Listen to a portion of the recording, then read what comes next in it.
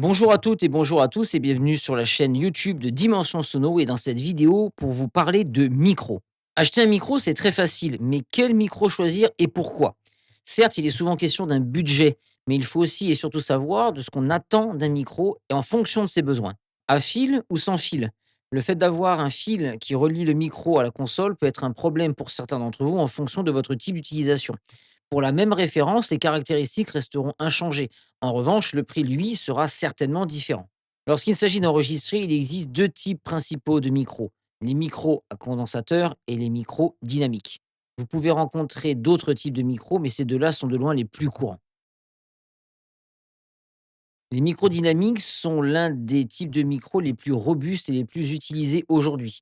Un micro dynamique, c'est généralement utilisé lors des performances en direct ou encore lors des enregistrements dont la voix est assez particulière au niveau de son genre.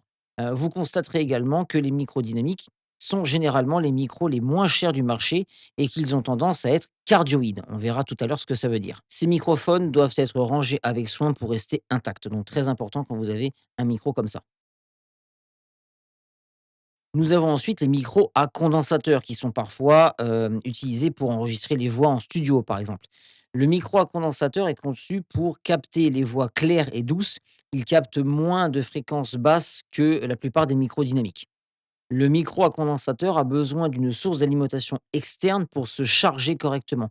Vous voyez sur plusieurs tables de mixage des alimentations 48 volts, et bien ça sert à ça. Ces microphones doivent être rangés avec soin pour rester intacts, donc très important quand vous avez un micro comme ça. Pour ne pas rentrer dans des termes trop techniques, nous allons vulgariser un petit peu les propos et les schémas. Donc j'informe les puristes qui pourraient tomber sur cette vidéo, je fais en sorte que tout le monde puisse bien comprendre avec des mots simples et efficaces. Donc nous allons regarder ce qu'est la capsule. La capsule, c'est ce qui va permettre de capter le son en différents endroits. C'est pour ça que nous avons 3 types de capsules. La directivité d'un microphone cardioïde ou unidirectionnel est conçue pour capter les ondes sonores dans la direction vers laquelle le microphone est dirigé.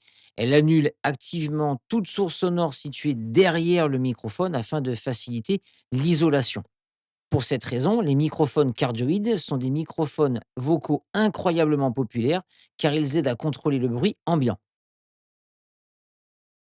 Ensuite, nous avons les microphones omnidirectionnels. Comme son nom l'indique, les microphones omnidirectionnels captent les sons de tous les endroits autour du microphone sans annuler les bruits environnants. On peut retrouver ce genre de produit pour de la captation d'environnement ou alors la captation sonore en pleine nature ou éventuellement dans des lieux publics. Nous allons parler maintenant des micros bidirectionnels. Donc, la configuration bidirectionnelle d'un microphone, parfois appelée en forme de 8, prend en compte les sources sonores situées directement devant et derrière le microphone.